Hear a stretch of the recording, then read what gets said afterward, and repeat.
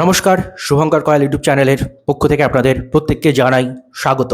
ইতিমধ্যে আপনারা জানেন, তবুও আরও ভালো করে আপনাদের সামনে তুলে ধরা, সেটা হচ্ছে 20শে ফেব্রুয়ারি পশ্চিমবঙ্গের সমস্ত ছাত্র শিক্ষকের ডাকে কিন্তু এক বিরাট পিএসসি অভিযান হতে চলেছে। বিরাট মানে বিরাট। সেখানে যদি শান্তিপূর্ণ আন্দোলন হয় শান্তিপূর্ণ আন্দোলন হবে, যদি অবস্থান করতে হয় অবস্থান করতে হবে, যদি ঘেরাও করতে হয় ঘেরাও করতে হবে, যা করতে হবে করা দরকার, যা করা উচিত মনে হবে, যা করলে আমাদের দাবি আদায় হবে তাই কিন্তু করা হবে। অবশ্যই সেটা সংবিধান সম্মতভাবে, কোনোভাবে সংবিধানকে ভেঙে নয়, কোনোভাবে আইন শৃঙ্খলা বিশৃঙ্খল করে নয়, সংবিধান স্বীকৃত পন্থায় যত রকম পন্থা অবলম্বন করা যায় সমস্ত রকম পন্থা অবলম্বন করে আমাদের অধিকার, আমাদের দাবি, আমাদের স্বপ্ন আমাদেরকে বাস্তবায়িত করতে হবে। প্রত্যেকে আসবেন, প্রত্যেক ছাত্র শিক্ষক আসবেন।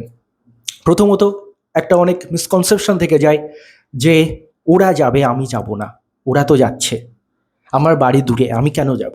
দেখুন, আপনাদের বহুবার বহু ডেপুটেশন হয়েছে, বহু কিছু হয়েছে, আমি আপনাদের বলেছি আপনাদের দূরে বাড়ি হলে আসবেন না। আমি নিজে বলেছি, দায়িত্ব সহকারে নিজে বলেছি যে আপনারা দূরে যদি বাড়ি হয় ডেপুটেশনে আপনারা আসার দরকার নেই, সে কাজটা আপনাদের হয়ে আমরা করে দেব, কিন্তু আন্দোলন যখন হবে তখন কিন্তু আপনাদের আসতে হবে। এবং এই 20শে ফেব্রুয়ারি কিন্তু সেই দিন, আন্দোলনের দিন, যেদিন আপনাদের প্রত্যেককে আসতে হবে।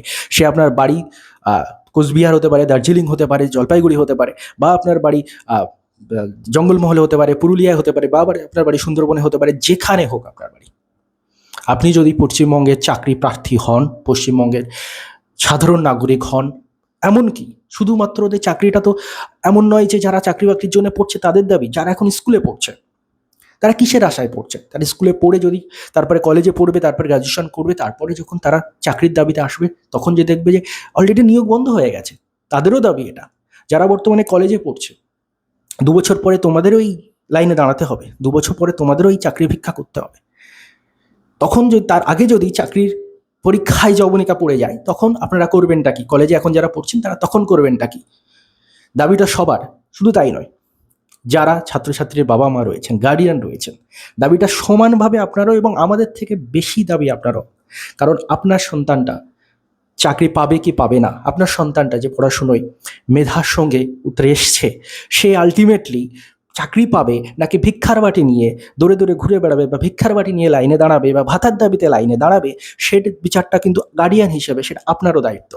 তাই প্রত্যেক ছাত্রছাত্রীর বাবা মা, যার ছেলে মেয়েটা এখন স্কুলে পড়ছে, কলেজে পড়ছে, বা যার ছেলে মেয়েটা এখন চাকরি বাকরির পরীক্ষার জন্য পড়াশুনো করছে, প্রত্যেকের দাবি হওয়া উচিত যে যে ছেলে মেয়ে বা যে মেয়েটা সম্মানের সঙ্গে তার মেধার ভিত্তিতে সে তার জীবনের সমস্ত পরীক্ষাগুলো উত্তীর্ণ হয়ে এসেছে, সে তার সম্মানের সঙ্গে বাঁচতে চায়, তার জন্য তার যে কাঙ্ক্ষিত দাবি সেটা হচ্ছে চাকরি। চাকরি এমন নয় যে সরকারি চাকরি ছাড়া চাকরি নেই, অবশ্যই রয়েছে, কিন্তু প্রত্যেকেই যে প্রাইভেটে যাবে তা তো নয়। প্রত্যেকের মেধার অনুপাতে একটা চাকরির দাবি করে, এবং সেই দাবি যদি মানতে হয় বা আপনার সন্তানটা সেই স্বপ্ন যদি পূরণ হয়, তার জন্য কিন্তু সমান দায়িত্ব আপনাকে গার্ডিয়ান হিসেবে আপনাকে নিতে হবে। এই যে আন্দোলন, এই আন্দোলনে শুধুমাত্র ছাত্রছাত্রী যাবে তা নয়, ছাত্রছাত্রীরা সামনে থাকবে, ছাত্রছাত্রীদেরকে কিন্তু গাইড করবে শিক্ষকরা। পশ্চিমবঙ্গের প্রত্যেক শিক্ষক, আপামর শিক্ষক, সে আপনার কোচিংয়ে 2জন পড়তে পারে, আপনার কোচিংয়ে 1জন পড়তে পারে, আপনি কোথাও প্রাইভেট গিয়ে বাড়ি বাড়ি পড়াতে পারেন, আপনি একদম ক্ষুদ্রভাবেও যদি পড়ান, তাহলেও আপনি সেই যাকে পড়াচ্ছেন তাকেও আন্দোলনে আনার দায়িত্ব কিন্তু সেই আপনারও সেই দায়িত্ব। যদি চাকরি বাকরির পরীক্ষা বন্ধ হয়ে যায়, ছাত্রছাত্রীদের ভবিষ্যতে গেল, যে শিক্ষকরা আপনারা পড়াচ্ছেন তারা কি করবেন? তাদেরও কিন্তু রুজি রুটির প্রশ্ন এখানে রয়েছে।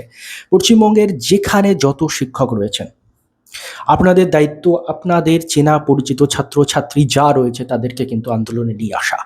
প্রত্যেক গার্ডিয়ানের দায়িত্ব যে আপনার ছেলে মেয়েটার ভবিষ্যতের জন্য কিন্তু আন্দোলনে আসা। আমি অনেক মেসেজ পাই গার্ডিয়ানদের থেকে, তারা বলেন যে আমার ছেলে মেয়েটার এই পরীক্ষাটা দিয়েছে, এই পরীক্ষাটার রেজাল্টটা কবে আসবে যদি স্যার একটু জানান। যদিও আমি স্যার নই, আমি সামান্য একজন পরীক্ষার্থী, তবুও তারা সম্মান বা ভদ্রতার খাতিরে বলে থাকেন। আমি তাদেরকে সেই একই কথা বলছি যারা আমার চ্যানেলে কমেন্ট করেন গার্ডিয়ান হিসেবে, আপনারাও মোবিলাইজ করুন, আপনারাও আসুন। কেন আসবেন না আপনাদের ছাত্রদের ভবিষ্যতের জন্য? এবং এই ভিডিওটা যারা দেখছেন, প্রত্যেক ছাত্রছাত্রীদের কথা বলছি যারা পরীক্ষা দেবেন বা দিচ্ছেন বা ভবিষ্যতে দেবেন, প্রত্যেককে বলছি, পশ্চিমবঙ্গে যত টিচার রয়েছে, আপনার পরিচিত যে টিচার রয়েছে, এখানে কোনো টিচার বড়, কোনো টিচার ছোট এরকম নয়। কোনো টিচার বেশি মর্যাদা পাবেন এখানে, কোনো টিচার কম মর্যাদা পাবেন এমন নয়, একদমই নয়। ক্লিয়ার কাট শুনে নিন, একদমই নয়। আপনি যদি একজনকে আন্দোলনে নিয়ে আসেন, আপনিও সমানভাবে কাজ করছেন এই আন্দোলনটাকে সংগঠিত করার জন্য, এই অচল অবস্থাকে নিরাময় করার জন্য, এই অচল অবস্থা থেকে বেরিয়ে আসার জন্য। তাই প্রত্যেককে অনুরোধ, ছাত্রছাত্রী, স্কুল কলেজের ছাত্রছাত্রী হতে পারেন যারা ভবিষ্যতে পরীক্ষা দেবেন, ছাত্রছাত্রীর বাবা মা গার্ডিয়ানরা হতে পারেন, এবং সবচেয়ে বড় কথা হচ্ছে প্রত্যেক শিক্ষকের দায়িত্ব তারা নিয়ে আসবেন আপনাদের ছাত্রছাত্রীদের এই আন্দোলনে।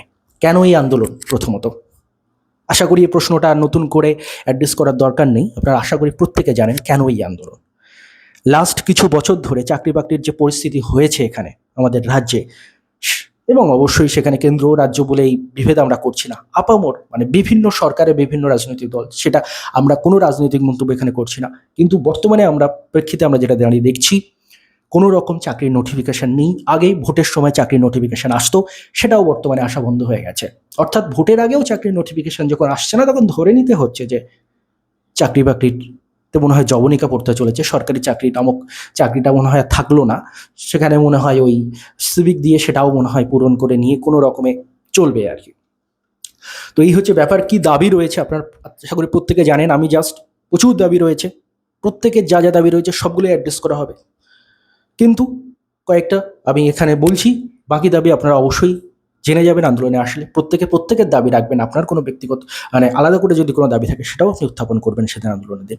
প্রথমত দেখুন, নতুন নোটিফিকেশান নেই। চাকরির যদি নোটিফিকেশানই না আসে, ছেলেমেয়েরা চাকরিটা পাবে কি করে? চাকরির নোটিফিকেশান নেই, যত বেশি সম্ভব চাকরির নোটিফিকেশান চাই আমাদের। দ্বিতীয়ত যে পরীক্ষাগুলো হয়ে গেছে তার রেজাল্ট বার করতে করতে একটা পরীক্ষা 5 বছর ধরে চলে। 2023-এর পিএসসি মিসলেনিয়াস, তার মেন্সের রেজাল্ট এখনও আসেনি। 2023 অলরেডি 26 আছে, 27-28 গিয়ে কি তার জয়নিং হবে? 2023-এর ক্লার্কশিপের মেন্সের রেজাল্ট কবে আসবে কোনো নিশ্চয়তা নেই, তারও কি 27-28 গিয়ে জয়নিং হবে? কেন পিএসসি কেন করতে পারে না? ইউপিএসসি থেকে শুরু করে বিভিন্ন পরীক্ষা কিন্তু আমাদের স্টাফ সিলেকশন কমিশন, তারা কিন্তু 6 মাস থেকে 1 বছরের মধ্যে কিন্তু জয়নিংয়ের একটা ব্যাপার করছে তারা। তাহলে পিএসসি কেন 6 মাস থেকে 1 বছরের মধ্যে কোনো একটা পরীক্ষার প্রসেস শেষ করতে পারে না?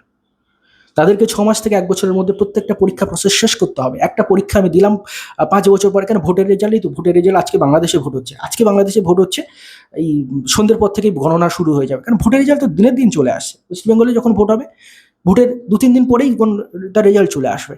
কেন ছাত্রছাত্রীদের বেলায় এটা কেন হয়? ভোটের রেজাল্ট আসতে তো সময় লাগে না, ভোটের রেজাল্ট তো 2-4 দিনের মধ্যে, 1 সপ্তাহের মধ্যে চলে আসে। তাহলে ছাত্রছাত্রীরা একবার পরীক্ষা দেবে আর 5 বছর ওয়েট করবে সে চাকরিটা পাবে কি পাবে না সেটা জানার জন্য? এটা কেন হবে? প্রথমত প্রত্যেকটা চাকরির পরীক্ষার সময়সীমা কমাতে হবে। সময়সীমা কমানো মানে এই যে রিক্রুটমেন্ট প্রসেসের যে দীর্ঘ সময়টা, প্রিলিমসের পরে 1 বছর, মেন্সের পরে 1 বছর, তারপরে আবার 1 বছর, এই সময়টা কমাতে হবে। 5 বছরের নিয়োগ চলবে না, 6 মাস থেকে 1 বছরের মধ্যে নিয়োগ প্রক্রিয়া কমপ্লিট করতে হবে। দ্বিতীয়ত, যে পরীক্ষাগুলো হয়ে গেছে রেজাল্ট তো দ্রুত পাবলিশ করতে হবে। তৃতীয়ত, যেটা WBCS এর মতো এক্সাম, যেটা লাস্ট 2023 সালে হয়েছে, যেটা ওয়েস্ট বেঙ্গলের আমলাতন্ত্রের যে ভিত্তি, আমাদের সরকারের যে ভিত্তি, আমাদের প্রশাসনিক সিস্টেমের যে ভিত্তি, সেই ভিতটাও নষ্ট করে দেওয়া হচ্ছে। 2023-এ WBCS এক্সাম হয়েছে, যেটা প্রতি বছর হতো। এমন তো নয় যে এই সরকার ওই সরকারের ব্যাপার, এই সরকারই তো প্রতি বছর WBCS নিয়েছে 2023 সাল পর্যন্ত, 2011 থেকে 2023 সাল পর্যন্ত এই সরকারই তো ক্ষমতায় ছিল, এই সরকারই তো 2023 সাল পর্যন্ত প্রতি বছর WBCS নিয়েছে। তাহলে এখন তারা নিতে পারছে না কেন? এই সরকারই তো চাকরি দিয়েছে এর আগে, এই সরকার চাকরি দেয়নি? এই সরকারই দিয়েছে, কিন্তু এখন কেন পাচ্ছে না? এই সরকারই পিএসসি মিসলিনিয়াস এর আগে পরীক্ষার চাকরি দিয়েছে, ক্লার্কশিপের চাকরি দিয়েছে, এই সরকারই তো WBCS প্রতি বছর কন্ডাক্ট করেছে। তাহলে এখন কেন তারা চাকরি বাকরি থেকে পুরোপুরি নজর ঘুরিয়ে নেবে? আমরা তো কোনো সরকারের বিপক্ষে এরকম আলোচনায় যাচ্ছিই না।